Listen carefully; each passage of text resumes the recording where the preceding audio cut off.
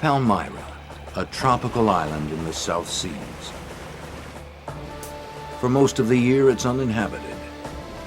But by strange coincidence, in June of 1974, 6 sailboats all converged on this tiny island. It should have been Shangri-La, but when bad blood developed, piracy took over, and the only law was the law of the jungle.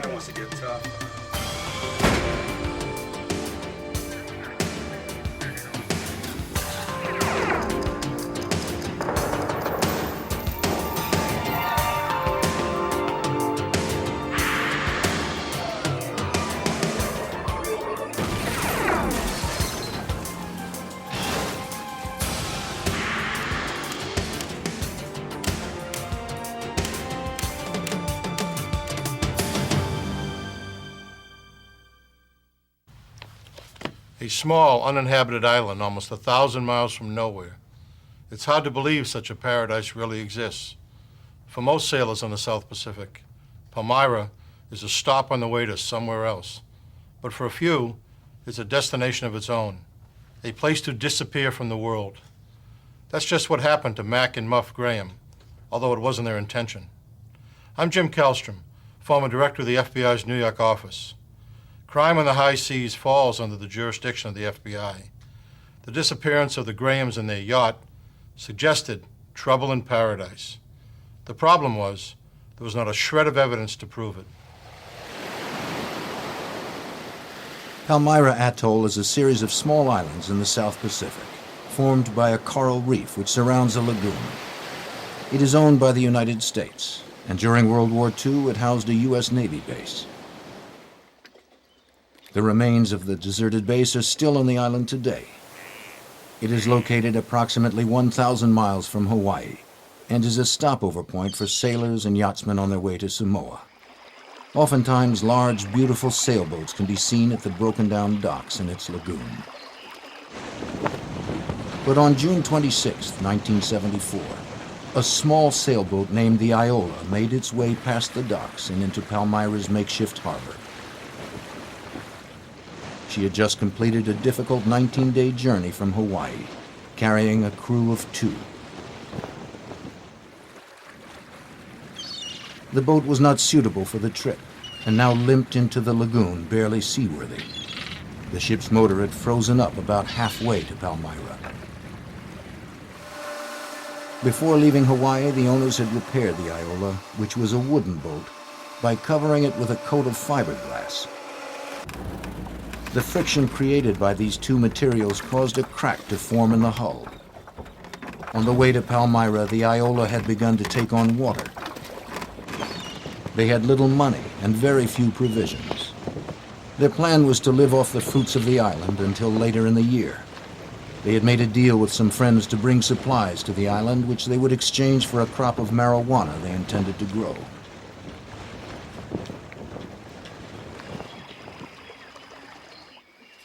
When they arrived at Palmyra, they were unhappy to see a handful of visitors at the dock area. They had hoped they would have the island to themselves. When they came ashore, they were greeted by a welcoming committee. It wasn't at all what they had expected. They introduced themselves as Stephanie Stearns and Roy Allen, even though the name Buck was tattooed on his right arm in plain view. Roy, you got Buck on your the side there. When one of the yachtsmen commented on it, Stephanie claimed that Buck was his nickname. Something about Roy was different from the other yachters. He seemed rougher, perhaps even a little dangerous.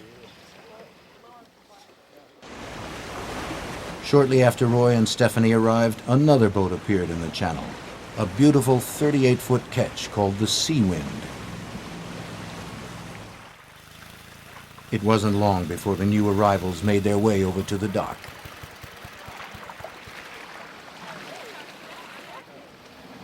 Mac Graham was 53 years old. His wife, Eleanor, nicknamed Muff, was a few years younger. Hey, I want Mac. This is my wife, Muff. Muff?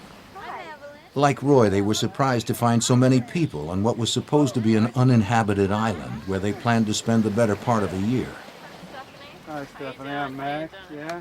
Hey, Mac, you got any cigarettes? Sure. When Roy noticed Mac was a smoker, he asked for a cigarette and took most of the pack. This gesture would be considered impolite anywhere, but on an island, it was particularly so as supplies are limited and can't easily be replaced. For Mac and the others, this was their first insight into the kind of person Roy Allen might be. Roy also boasted about his plans to raise marijuana and trade it for supplies. Soon, everyone began settling into their new life in paradise. Mac Graham began to explore the island, the ruins of the Navy base and the sandy shores. CQDX. And he also made sure to keep in touch with the outside world by shortwave radio. Everything's fine out here. At regularly scheduled times, Mac would contact his friend Kurt Shoemaker in Hawaii and tell him about his latest discoveries. Here's KH6IHG, Hawaii Island, calling and listening. He was just like, Tom Sawyer out in on the Mississippi or something. And so he would explain what he did each day. He'd go on excursions, just him, with his machete through the jungle and exploring all the things down there. For Roy and Stephanie, on the other hand, things weren't going quite as well. Roy found the island was not well suited for growing marijuana. Living aboard the Iola was difficult. The boat was small, damp, cluttered, and cramped. Their supplies were all but gone, and they began to barter their possessions with the owners of the other boats for food and supplies. To the Grahams and the others, Roy and Stephanie were a nuisance. They were not properly supplied to be out on the high seas this far from civilization. The other yachters had enough supplies for themselves, with some extra for emergencies, but not enough to supply Roy and Stephanie. The Grahams were known for their hospitality. They had invited the other visitors to Palmyra aboard the Seawind. Others warned them not to allow Roy and Stephanie on their boat. But Mac wanted to make an attempt at being cordial.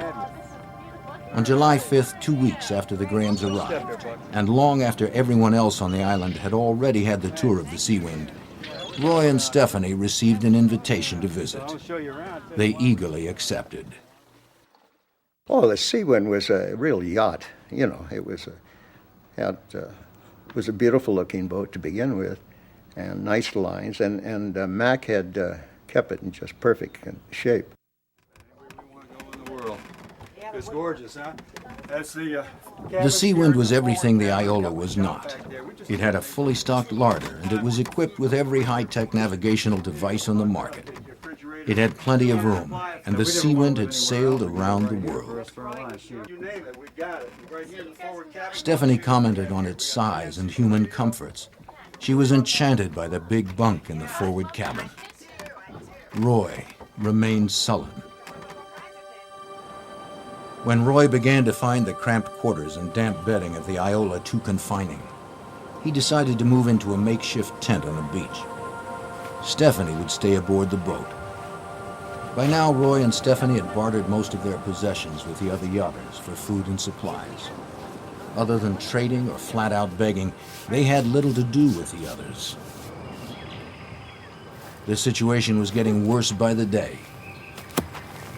Most of the marijuana seedlings they had counted on for money had been eaten by insects. Although Palmyra has abundant natural resources, including fish, crabs, bird eggs, and coconuts, Roy had little knowledge of how to survive off the land. To catch fish, he would shoot them with his .22 caliber revolver. Like clockwork, Mac continued his weekly radio conversations with Kurt, and he kept him informed about Roy and Stephanie. Okay.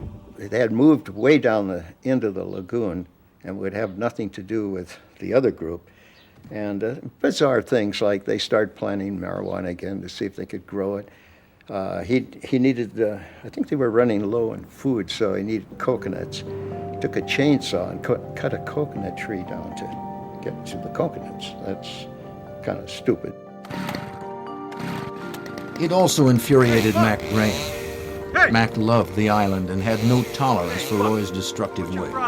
You don't have to do that to get one of these. Why don't you just climb up and get it down? One day he confronted Roy about it. I didn't ask you for Roy your opinion quickly anyway. became angry and told Mac to mind his own business.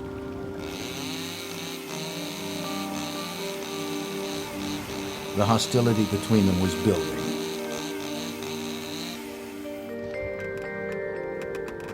On July 13th, Muff Graham wrote her mother a letter.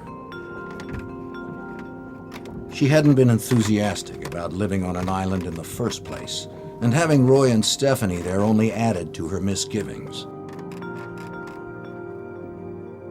Dearest Mother, 3 boats are here now, but one is leaving and will take this letter with them. That leaves us alone with the hippie couple who plan to stay here and live off the land. It's just our luck they decided to roost in Palmyra. Roy and Stephanie have run out of sugar, cigarettes, and I don't know what. They've bartered with other boats. Next, they will ask us. Muff sent the letter back to civilization with Bernard and Evelyn Leonard, who were leaving Palmyra after a brief stay. The Grahams had previously made arrangements to receive letters over the radio from Kurt Shoemaker, who read them to Mac during their regular weekly shortwave contacts. During that period of time, I was receiving mail from both of their mothers, his mother and hers. And then I would read this to them. Well, as one of the boats down there would leave, they would take the mail with them and eventually mail it when back in Honolulu or wherever. So there was communication going back and forth. And an interesting thing about it is one of the letters I read, the mother, and I think she was in her 80s, she says that she was afraid for them. She says, you should leave that place, something will happen to you. One day when Mac was talking to Kurt, he told him that Roy had sent a message with one of the yachts back to his friends in Hawaii. They were supposed to bring Roy and Stephanie's supplies to Palmyra, and he told his friends to reply through Kurt's shortwave radio. Mac asked him if he had heard any news from them.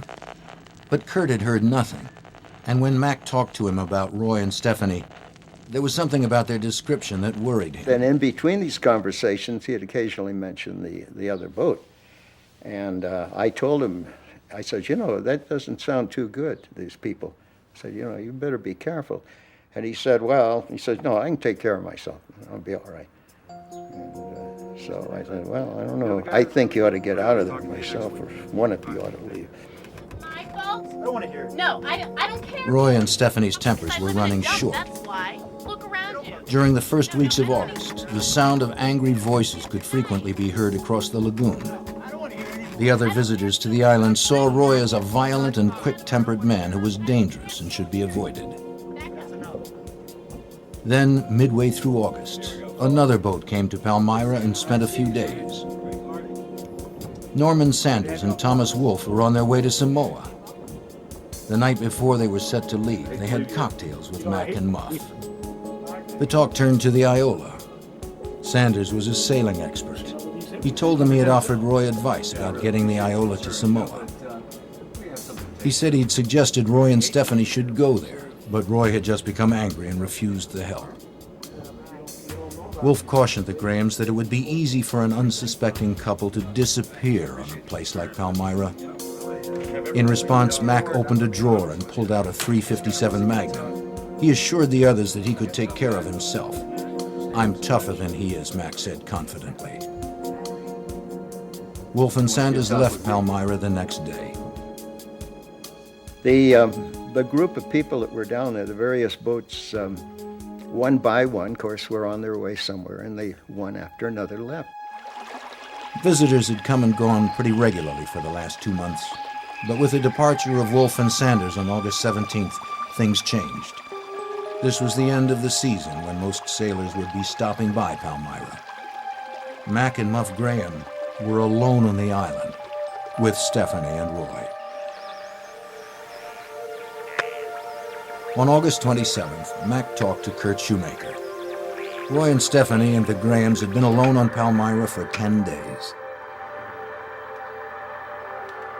The tension between Mac and Muff Graham and Roy and Stephanie had increased. Muff knew Roy had a gun and a chainsaw, and at one point he'd been seen with an acetylene torch. This scared her and she wanted off Palmyra, but Mac stubbornly didn't want to leave. The boats had moved to opposite sides of the lagoon and the couples pretty much ignored each other. But then, something unusual happened. Here is KH6IHG. I was talking to him, and while we're talking, he hears a female voice yelling, saying, calling to him. And he says, "Oh, what's this company?" So he says, "Hang on a minute, I'll go topside and see." And he says, "I'll be darned. She's coming over in her dinghy, and she says she has a cake for him." And he says, "I guess they're going to declare a truce or something, huh?" That was the words he used. He says, "I better check this out carefully." I said, "Okay." So same schedule next week, same time. So I said, "Be careful now, and see you later." Was it? 1 week later, Shoemaker was at his radio for their regularly scheduled conversation. For the first time since Mac and Muff had left Hawaii, there was no response from the Seawind. I was concerned about that, and I tried for quite a while, about 20 minutes, a half an hour, trying to make contact. So the next contact was a couple of days later, and then I tried again, nothing. And then for the next few weeks, I tried, intermittently from time to time. And then it was at that point that I decided something happened. Unable to convince the authorities that something had gone wrong on Palmyra, Shoemaker had a friend fly over the island. The aerial survey seemed to confirm his worst fears. Palmyra was deserted. There were no boats in the harbor, no Iola, no Seawind, and there was no sign of life. Well, I had a feeling that all that time that something had happened. The boat had been taken over. I was very strong feelings about that, simply because of all of the incidents that they related to me and he related. And I mean, it just pointed to that one thing, but I couldn't convince anyone that that was a problem. Shoemaker did have one resource available to him, the radio. Having no idea where they had gone, he spread the word to yachtsmen in the Pacific to be on the lookout for the Seawind. But days, weeks, and then months passed with no word about the fate of Mac and Muff Graham or the Seawind. 2 months after the last communication with the Grahams, Bernard and Evelyn Leonard, who had been given the last written message from the Grahams, were at the Ala Wai Yacht Harbor in Hawaii. Bernard noticed a 38-foot ketch with very distinctive lines. Yes, it is. Yes, it Well, is. then it had to have It had been repainted, but Bernard was certain it was the Seawind. He also recognized a familiar figure on deck, Roy Allen. Knowing the tensions that had existed between the Grahams and Roy and Stephanie, and also knowing that the Grahams had not been heard from in some time, Leonard immediately called the Coast Guard. The Coast Guard had been aware of the missing Seawind. When Leonard explained that the owners were not on the boat, the Coast Guard officers felt this might lead to something outside of their jurisdiction. They called the FBI. The call was answered by Special Agent Calvin Shishido, who worked out of the FBI's Hawaii field office.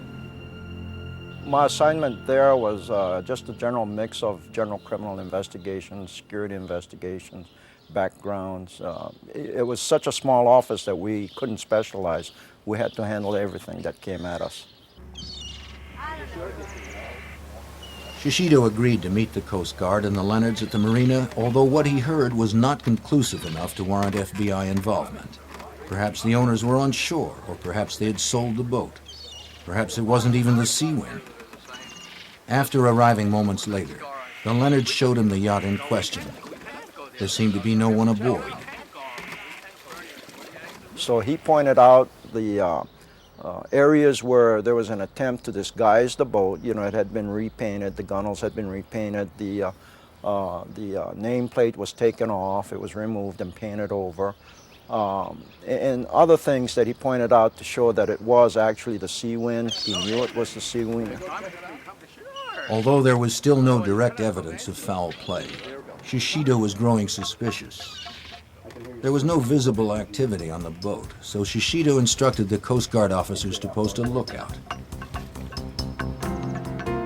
The lookout spotted Roy and Stephanie the next morning, rowing from the floating dock towards shore in a little dinghy. He immediately alerted the Coast Guard, who in turn called Special Agent Shishido. But another boat owner hailed Stephanie and Roy and told them that the Coast Guard had been looking around their boat the day before. Roy noticed a Coast Guard patrol boat in the marina that seemed to be moving towards them.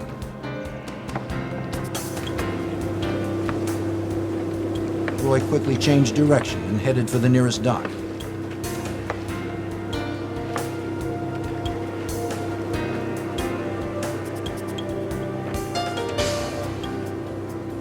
After letting Roy off, Stephanie started to row back to the Sea Wind.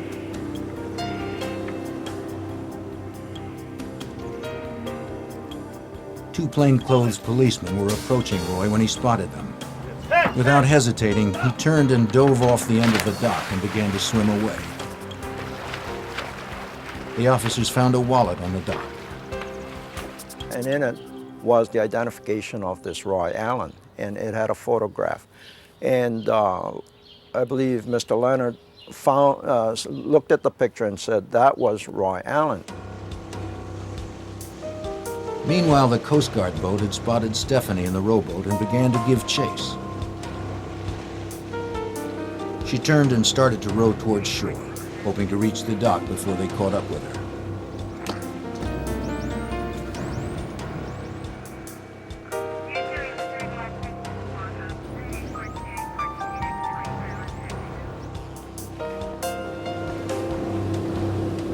When she reached the dock, she jumped out and began to run, but there was nowhere for her to go.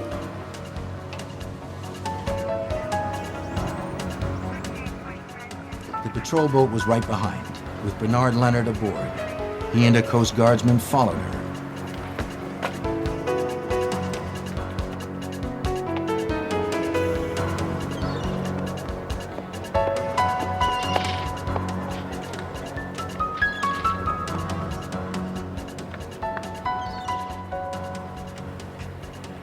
They saw her dart into a hotel stairwell.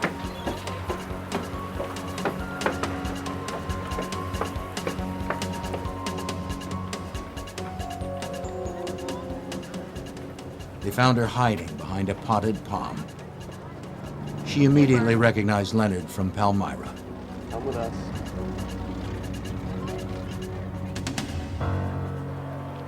As the Coast Guard officer took her into custody, one question was foremost on Leonard's mind. What had happened to the Grahams? Stephanie Stearns was taken to the Coast Guard offices for questioning. On the way there, Bernard Leonard and Stephanie found themselves alone in the rowboat. When he asked if Mac and Muff were still alive, she shook her head. Mac and Muff, she told him, had apparently drowned. At least, they never found their bodies.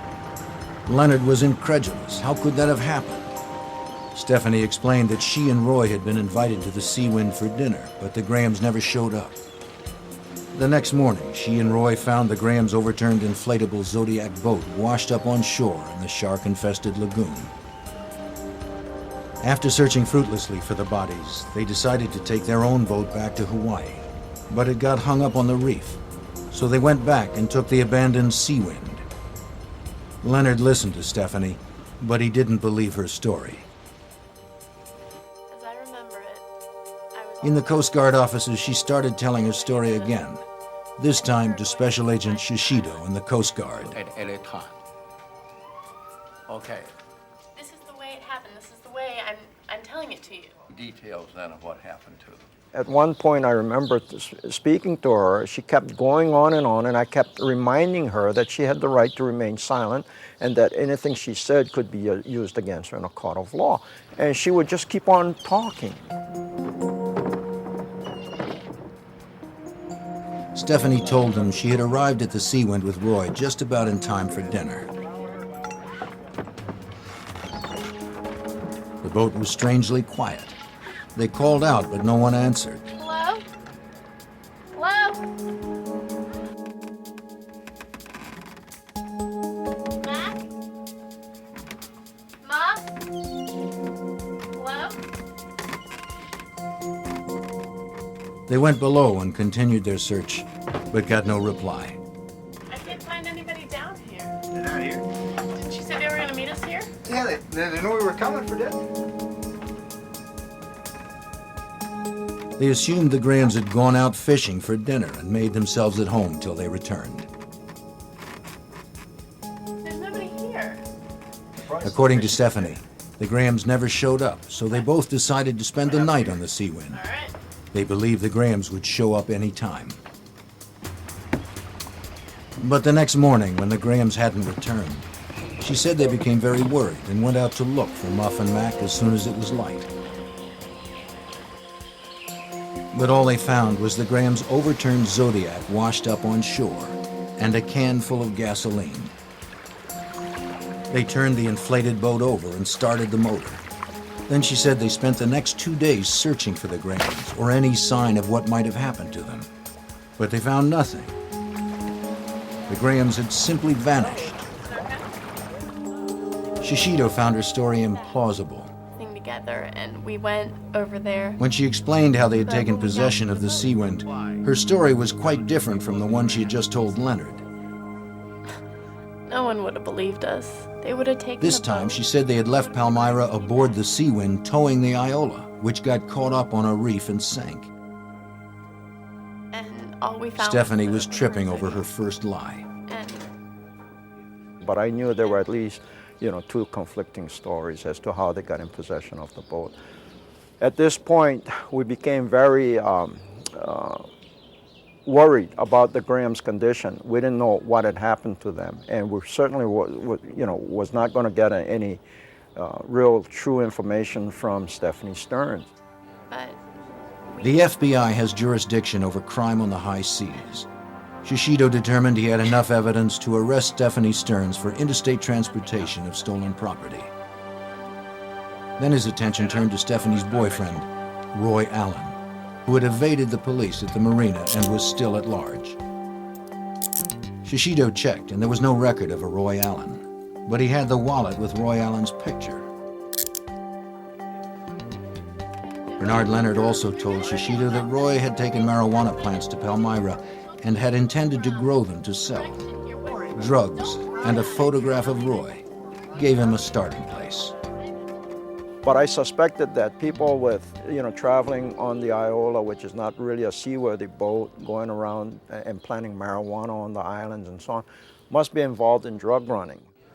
Hi, Cal. How are you? Pretty good. How are you? I'm doing pretty good. What can I do for you today? Shishido took the photograph to the Drug Enforcement Agency and showed it to several of the agents.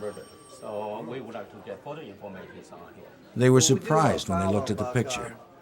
Let me get into it. They told him that it was Buck Walker and that they had been looking for him. I'll get back to you on that. Have a good day. All right. And so we got all the background data on Buck Walker, and that's when our search for Buck Walker began. And now we're looking for Buck Walker instead of Roy Allen. Buck Dwayne Walker was a convicted felon and a fugitive. He'd been awaiting sentencing on a drug conviction when he and Stephanie fled Hawaii on the Iola headed for Palmyra. As the search for Walker began with a new urgency, Shishido was also concerned about the Grahams. He knew Stephanie was lying and changing details about what had happened on Palmyra. He didn't trust her story about the fate of the Grahams. There was always the possibility that the Grahams were alive and stranded on the island. Shishido made arrangements for himself and some other agents to travel to Palmyra to see if they could find them.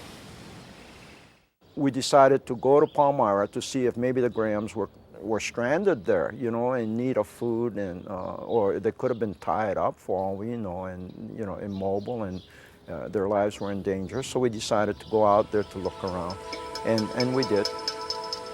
On the island, they found the remains of the camp Buck Walker had abandoned. They took photographs and examined the site thoroughly. A search of the island produced no sign of the Grahams. However, Shishido did make a couple of curious discoveries.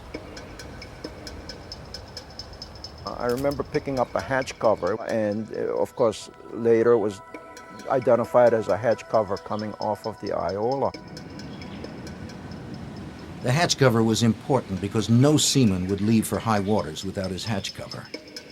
Without it, the boat could take on water, which would cause it to sink. This told Shishido that Roy and Stephanie had intended to scuttle the Iola.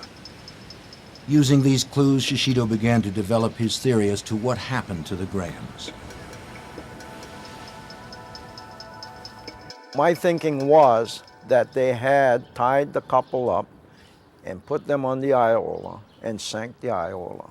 And that was the only explanation we had because we couldn't find the Iola, and there was no way the Iola could be in Hawaii because they certainly wouldn't be sailing the Seawind and the Iola by themselves. Shishido found something at an old Navy warehouse that piqued his interest. I think one of the things, too, that I noticed was that in an old workshop or warehouse, there was an old air rescue boat or sea rescue boat, and it had place for 3 containers where they put provisions. And of the 3, 2 receptacle areas were, the cans were missing, and the third was still left there. And of course, now we're looking for 2 people. In my mind, suspiciously thought that these 2 cans, because it was large enough that they could have been, containing the remains of the couple. Meanwhile, the search for Buck Walker continued. On November 8, 1974, after spending 10 days hiding out on the lava flows on the big island of Hawaii, Buck resurfaced in a tiny hamlet off the beaten track. He rented a room and went to a restaurant for a drink.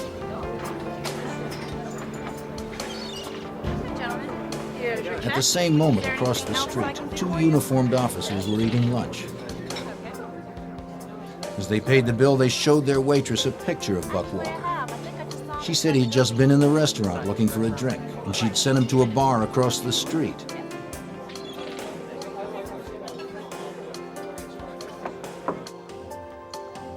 The officers spotted him and contacted the FBI. Buck was arrested on a fugitive charge. He was read his rights and handcuffed without a struggle. FBI, you're under arrest. Put your Under hands up. questioning, Buck revealed nothing that could help the investigation. He answered questions with a frank yes or no, or with stone silence. The investigators couldn't find even the slightest piece of information that could help them find the Grahams. Right arm. While Stephanie was in prison awaiting trial, Shishido found more proof Stephanie and Buck were lying. While she was at prison, we found out that she had some photographs developed. So when the photographs were developed and brought back to prison, we seized the photographs and examined them.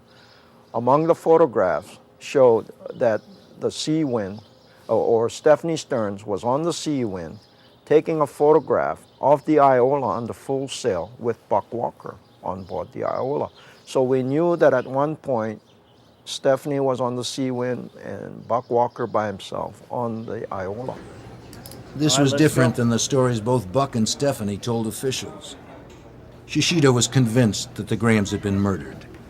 But without any bodies and no hard evidence, the U.S. attorney assigned to prosecute the case did not believe they could make a homicide charge stand up in court.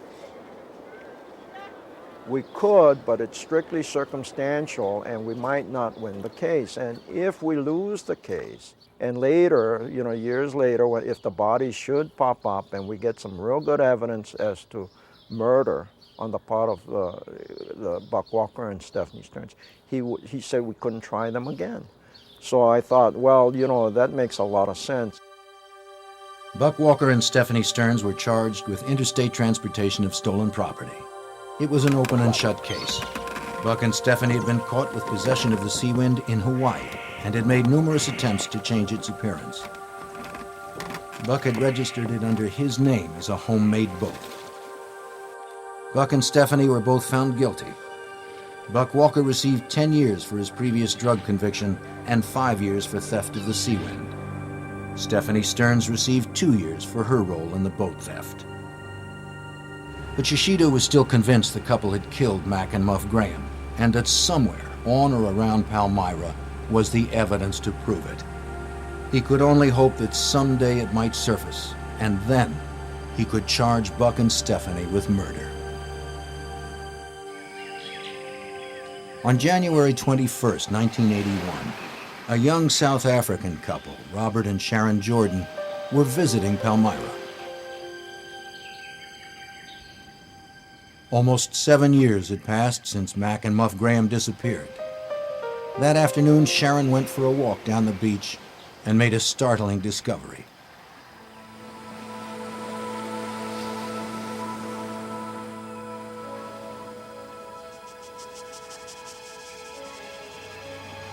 Washed up on the shore was an aluminum canister, and beside it, she found human bones and a skull.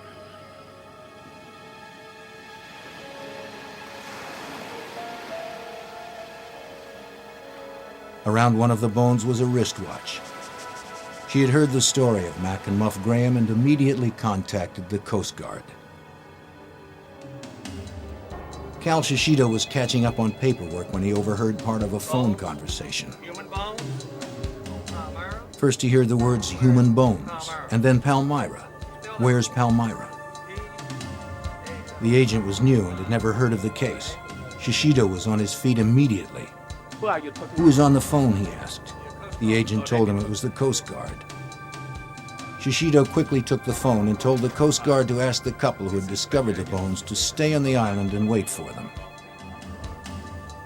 When I first heard that, of course, I was really excited because I thought, whoa, somebody found some bones on Palmyra, and it had to be the Grahams, and I thought, this is it. Shishido and a team of investigators flew to Palmyra to examine the new findings. If the bones Sharon Jordan found belonged to either one of the Grahams, the FBI might be able to establish the cause of death. Shishido was shown the gruesome discovery: a skull, human bones, a wristwatch, and some wire, all lying next to an open metal box, identical to the kind Shishido noticed in the rescue boats on his previous visit to the island. He speculated that the wire had been wrapped around the case and had somehow come loose. Then when the case came ashore, it had opened and the bones had spilled out. Since a second container had been missing from the Navy rescue boat, Shishido felt the other victim might still be inside. Divers were sent to search the surrounding waters, looking for a container like the one found on the beach. But in the shark-infested waters, the divers found nothing. When Shishido got back to Honolulu, he sent the container, wire, skull, and bones to the FBI laboratory in Washington, D.C. for examination. The skull belonged to a Caucasian woman in her late 40s or early 50s. Dental records showed that it was Muff Graham's.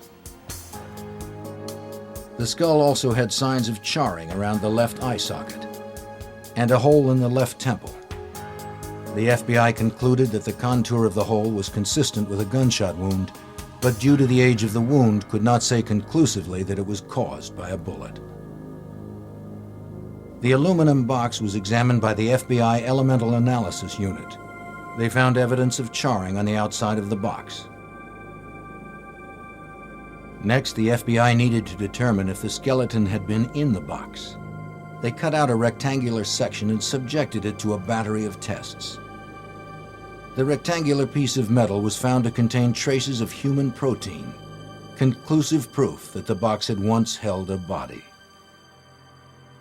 The FBI did a tremendous job as far as the container was concerned, because they came back with a report that indicated that there were human remains in the container, that the remains had been burned, and that while it was in flame, the container was in about 2 inches of water. And they found traces of human protein, human fabric in the container and everything, to indicate that a human body was disposed of in the container by flame. As Shishido had suspected, Muff Graham had not simply drowned. She had been murdered. The FBI now believed it had enough evidence to prosecute Buck and Stephanie for the murder of Muff Graham. Having served her jail term for the theft of the Seawind, Stephanie now had a white-collar job in California. She was arrested and taken into custody. Buck Walker was still serving time in prison, or so Shishido thought. When I sent our agents in the state of Washington a lead to put a detainer on Buck Walker, I found out that he was an escapee. And so I thought, oh no, not again. You know, are we going to have to do this search all over for him? We found that there was only one woman that had visited him, and that she had visited him the day before his escape. A trace was placed on the woman, which led them to her car, parked in a motel in Yuma, Nevada. The FBI was notified and set up a stakeout. When Buck and another man came out of the motel and approached the car, the FBI moved in. He was considered an armed and dangerous fugitive, wanted both for murder and jailbreak.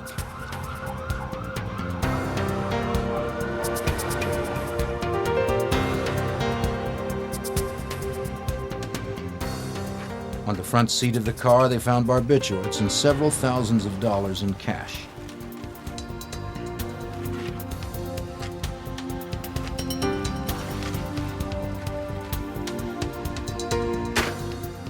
Buck Walker was arrested and charged with the murder of Muff Graham. Stephanie Stearns was also arrested and charged with the same crime, though they would be tried separately. Because of the publicity the story had generated in Hawaii, the trials were moved to San Francisco. Both cases were assigned to federal prosecutor Elliot Inoki. The motive for the crime was never in doubt. The motive was they were without a seaworthy vessel. The only other couple on the island was leaving shortly. They were running out of food, and they didn't know when any other vessel would get there, if at all, because this was becoming the end of the so-called season when you could expect people to visit the island. So you had people running out of food and provisions with an inability to get anywhere. Inoki knew he could show Buck and Stephanie had opportunity and motive to kill the Grahams. But first he had to prove in court that Muff Graham was murdered. He also needed to completely discredit Buck and Stephanie's story that the Grahams had drowned. As Inoki began constructing his theory of the case, Shishido was busy putting holes in Buck and Stephanie's defense. The FBI had already found evidence of human protein on the sides of the aluminum box. But since the bones were found next to it, Inoki wanted additional proof that the body had actually been in the box. Therefore, ruling out the possibility of Muff drowning as Buck and Stephanie had claimed, he contacted San Francisco's chief medical examiner, Boyd Stevens. Finding the skeleton together is supportive that Miss Graham was in that box and therefore held together. It's not possible for me to really say that she couldn't have stayed together if she had been out of the box. However, the problems that would be required is that the skeleton has to stay together even after it's disarticulated. And that's an extremely strong argument that that could not have occurred if she had died and just been laying on the lagoon bottom. The second is that the skeleton has to come ashore together, and that's just not really possible. Shishido also decided to test Buck and Stephanie's story that the Graham's dinghy, the Zodiac, had been found overturned. Of course, you know, later investigation showed that if the boat had capsized the way they said they found it, the outboard motor would have been inoperable because of the salt water going into the engine itself. And of course, we made a test to find out whether the Zodiac could actually tip over accidentally, and we tried to force it to turn upside down, banging into things with 3 or 4 men sitting on one edge of the boat, and it just wouldn't tip over. Inoki also asked medical examiner Boyd Stevens to examine Muff Graham's skull in order to corroborate the FBI's findings that Muff had been murdered. Inoki knew that having 2 highly respected sources would strengthen his case. Stevens found flat abrasions to the skull, consistent with prolonged confinement in a box, such as the aluminum container. The key issues for us was the flattening of the skull, which represents that it had been placed against a hard, flat surface, primarily across the left side of the face. And what I'm pointing to is the nose, the eye sockets, and what would be the cheek and life, and of course the teeth. One of the things that was evident about the skull of Miss Graham is that this whole area about the face had been planed down so that it was a flat surface. And if you can imagine, if I take this skull and put it across a flat surface, and let's just say this table is coated with sandpaper, and I work it back and forth for a period of time, eventually I would shave it down till it was a flat surface. There was a second plane showing that the skull had changed position and again had been exposed to a flat surface with motion for a long period of time. We used that as an argument that the skull had been within the box and moving. If the body had been buried in the coral sand, then it would not be a change that we would expect to see. And coffin wear is not seen if somebody's buried in dirt or in coral. It's seen if they're in a hard surface container. There were minimal animal bite marks and insects on the skull, which were consistent with remains that had only been exposed to the surface life for a short period of time, presumably the time after the box had surfaced and opened. But what about the charring on the skull and the metal box? Did this show an attempt to destroy the body? One of the questions we had been asked is whether we could prove that the skull had been burned with an acetylene torch. People who were at Palmyra when Buck and Stephanie were there saw Buck with an acetylene torch. The FBI believed this is what caused the burns to the skull. If Inoki could have Stevens corroborate this, he could further implicate Walker. If a person is exposed to a flame, there may be burning of the outer portions of the skin, but until the water is evaporated, the tissue can't burn. And it takes a heat period to boil the water off or evaporate it before the tissue can actually burn. Acetylene torches, of course, run fairly hot, and they would do that process fairly rapidly. The marks on the skull clearly showed the use of an extreme source of heat. Further evidence that Muff had been murdered. The forensic evidence overwhelmingly proved that Muff Graham had been murdered. A trial date was set. A trial involving people who live on the high seas presents some unique challenges. The FBI had to subpoena about 40 witnesses and then make sure they were in San Francisco at the time of the trial. Special Agent Hal Marshall was assigned to the case. I first became involved when I transferred to Honolulu in 1981 from Los Angeles. Witnesses were flying in from all over the world, literally. Sharon Jordan and her husband and 2 children came in twice from South Africa. And one of the hard situations was a lot of these people were boating people who did not keep in touch. Last we heard of some of them, they were in a bay in Hawaii in a boat with no fixed address. So it was a matter of getting them to San Francisco, sometime having to wait 2 or 3 days, sometime postponing it. Weather conditions and things like that that required us to be sure they were there when we needed them. And luckily, everybody showed up that needed to show up, and everything went smooth. There were only 2 possible suspects, and Buck had an extensive criminal record. But did Buck commit the murder alone, or was Stephanie also involved? She was the last person known to have contact with the Grahams on the day she brought them a cake. Elliot Inoki believes Stephanie had one strong advantage on her side. Well, she had one option. She could blame Walker. And although she didn't directly do that, her attorney certainly did in the way the case was argued and presented.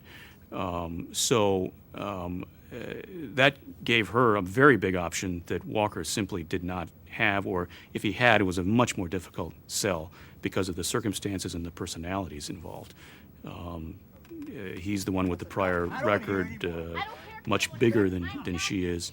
The testimony about him shooting fish with his gun. I mean, he had a lot of things on his side of the ledger that were not on her side of the ledger. One of the other substantial differences is that Stephanie testified in the case. Walker did not, and so she directly refuted any claim of knowledge or involvement in any kind of homicide. But certainly, through her testimony, left a large room for her attorney to argue that Mr. Walker had the opportunity and the means to commit a murder. A jury found Buck Walker guilty after only a few hours of deliberations, and he received a sentence of life in prison. Stephanie Stearns was defended by famed attorney Vincent Bugliosi, who was convinced of her innocence. She was acquitted of all charges when he convinced a jury that Buck not only acted alone, but sought to conceal the crime from his girlfriend. We may never know what really happened on Palmyra on that day in late August, though the forensic evidence paints a grisly picture. Well, empirically, I believe that that Miss Graham was killed exactly as the charge was made, and that is that she was shot, that there was an attempt to burn her body, that her extremities were probably fractured to get her into the box, and that she was cast into the ocean and then eventually came adrift. And I think that that probably happened to the husband as well. Mac Graham's body has never been found, although investigators believe there's a very high likelihood that he's in the other box.